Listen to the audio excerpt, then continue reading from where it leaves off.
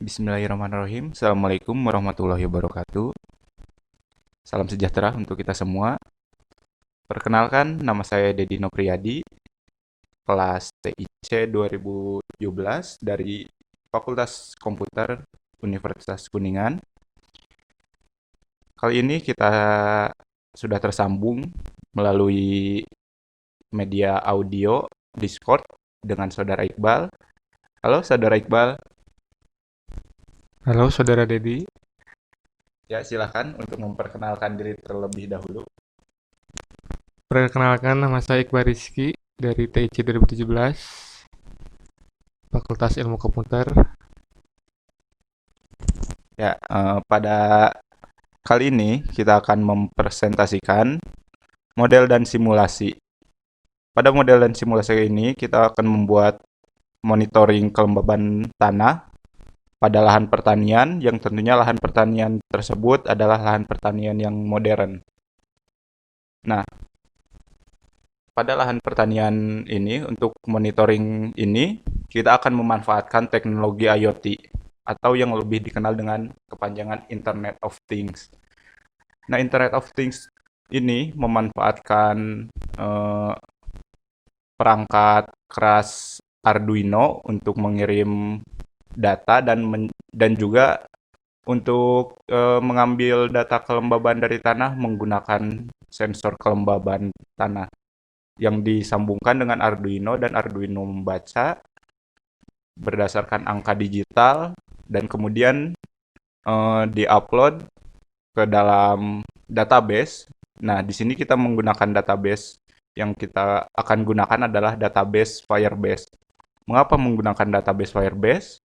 Karena pada database ini lebih memiliki keunggulan yaitu real-time database. Jadi begitu terjadi perubahan data, maka data tersebut akan secara real-time terupdate pada database dan juga dapat langsung dilihat update tersebut dari database tersebut. Langsung saja ke latar belakang dari pembuatan simulasi ini yang akan terlebih dahulu disampaikan oleh Saudara Iqbal. Saudara Iqbal, silakan.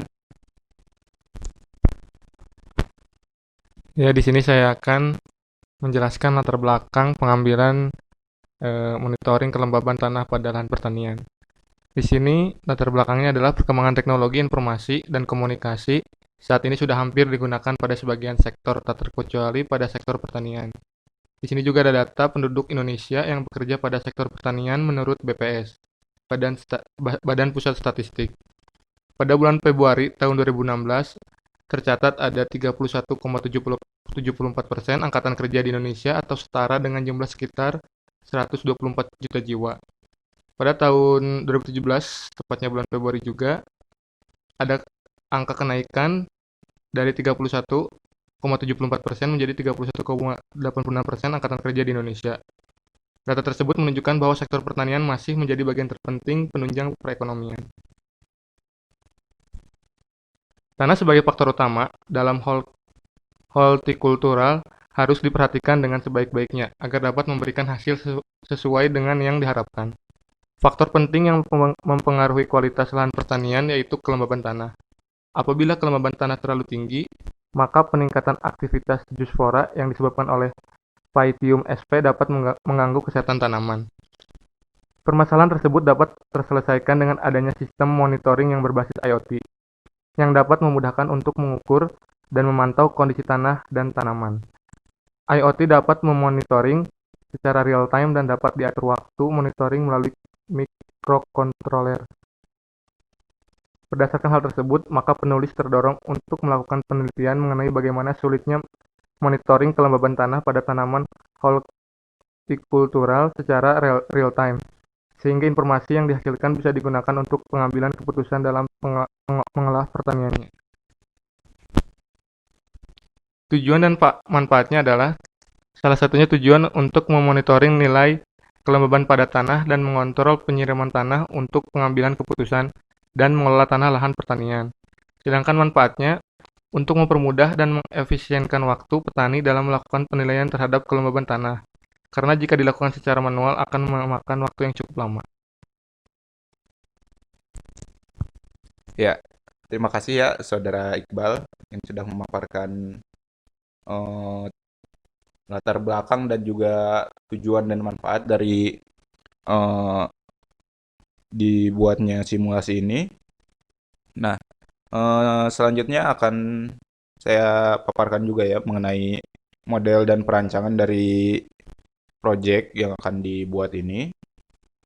Untuk model, kita menggunakan eh, sistem Internet of Things yang memanfaatkan Arduino, terus sensor kelembaban tanah atau soil moisture, dan juga untuk dapat terkoneksi dengan internetnya kita membutuhkan sebuah modul yaitu modul ESP yang dihubungkan dengan Arduino dan untuk terhubung dengan internet melalui jaringan Wi-Fi yang tersedia. Nah, mengapa menggunakan Arduino? Karena untuk pengembangan Arduino tersebut relatif tidak memakan budget yang terlalu tinggi dan juga memiliki tingkat efisiensi yang cukup bagus karena pada implementasinya nanti sensor ini akan diletakkan di beberapa titik, tidak hanya satu titik, melainkan beberapa titik dari lahan pertanian tersebut. Maka untuk penggunaan perangkat keras, menurut saya cukup dengan menggunakan Arduino. Nah, untuk selanjutnya yang perancangan, sistemnya adalah sensor kelembaban tanah yang sudah terhubung dengan Arduino membaca tingkat kelembaban tanah yang tentunya sudah ditanamkan ke dalam lahan pertanian, akan membaca tingkat kelembaban tanah tersebut, kemudian dari sensor tersebut diubah ke dalam bentuk digital. Nah, kemudian dari bentuk digital tersebut dari Arduino dikirimkan ke database yang kita gunakan. Dalam hal ini kita menggunakan Firebase, dikirimkan ke Firebase melalui jaringan internet. Kemudian di dalam database Firebase tersebut, data dapat diakses oleh petani atau pemilik lahan melalui smartphone atau Android. Dalam hal ini kita pengembangan berfokus pada pengembangan aplikasi Android-nya, yang mana pada sistem aplikasi tersebut si pemilik lahan dapat mengetahui tingkat kelembaban tanah, yaitu apakah tanah tersebut kering ataukah kelembabannya normal. Dalam hal ini normal tidak terlalu kering dan juga tidak terlalu basah, ataukah lahan tersebut basah. Nah, dari mana kita dapat mengetahui apakah lahan itu kering, normal atau basah? Yaitu dari nilai digital yang kita dapatkan dari sensor kelembaban tanah tadi. Jadi untuk mendukung keputusannya kita menggunakan fuzzy logic seperti itu untuk penentuan apakah tanah tersebut kering, basah ataupun normal. Untuk selanjutnya adalah perancangan dari perangkat ESP yang akan kita gunakan. Perangkat ESP tersebut adalah bertujuan untuk koneksi, untuk dapat mengoneksikan antara perangkat Arduino dengan internet melalui jaringan wireless atau Wi-Fi. Pada perancangan ini, seperti biasa, terlebih dahulu kita mengkonfigurasi terlebih dahulu modul ESP tersebut dengan alur seperti pada gambar berikut.